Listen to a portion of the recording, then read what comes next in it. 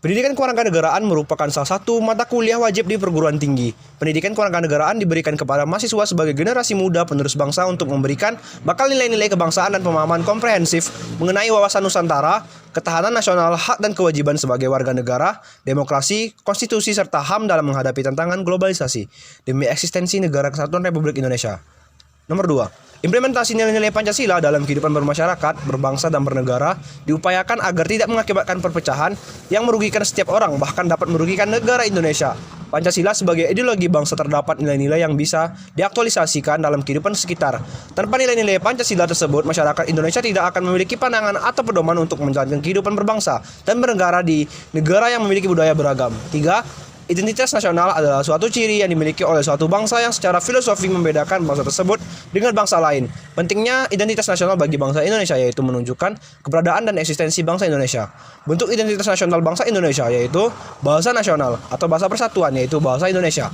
4. Sebagaimana telah ditetapkan dalam UUD 1945 pada pasal 28 meletakkan bahwa hak warga negara dan penduduk untuk berserikat, berkumpul, mengeluarkan pikiran dan lisan maupun tulisan dan sebagainya, syarat-syarat akan diatur dalam undang-undang. Pasal ini mencerminkan bahwa negara Indonesia bersifat demokrasi. Pada para pejabat dan pemerintah untuk bersiap-siap hidup setara dengan kita, harus menjunjung bangsa Indonesia ini dalam kehidupan yang lebih baik dan maju, yaitu dengan menjalankan hak-hak dan kewajiban dengan seimbang, dengan memperhatikan rakyat-rakyat kecil yang selama ini kurang mendapat kepedulian dan tidak mendapatkan hak-haknya.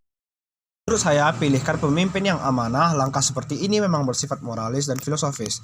Tidak mengapa implementasinya dengan lelang jabatan, walaupun namanya saya tidak setuju, tetapi hakikatnya boleh juga jika proses itu harus melalui seleksi secara transparan, tanpa gratifikasi, tanpa sobo sana sini, dan yang lebih penting lagi dilaksanakan secara transparan, terutama tentang syarat dan kriteria.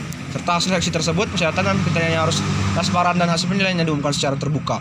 6. Tragedi Trisakti Demokrasi sendiri memiliki dua sisi yang berbeda. Sebagaimana pada tragedi Trisakti yang merupakan sebuah peristiwa kelam dalam sejarah demokrasi Indonesia, di mana hal ini merupakan peristiwa penembakan yang terjadi pada tanggal 12 Mei 1998 terhadap mahasiswa pada saat demonstrasi menuntut Soeharto turun dari jabatannya. Kejadian ini menewaskan 4 mahasiswa Universitas Trisakti, Jakarta, serta puluhan lainnya luka. Sudah bukan rahasia lagi jika masa Orde Baru demokrasi adalah sesuatu yang mahal harganya. Bahkan untuk menebusnya harus dibayar dengan nyawa. Sebagaimana yang terjadi pada tragedi Trisakti, dilatar belakangi oleh kondisi ekonomi Indonesia yang mulai goyah pada awal 1998 dan terpengaruh oleh krisis finansial Asia sepanjang 1997 sampai 1999.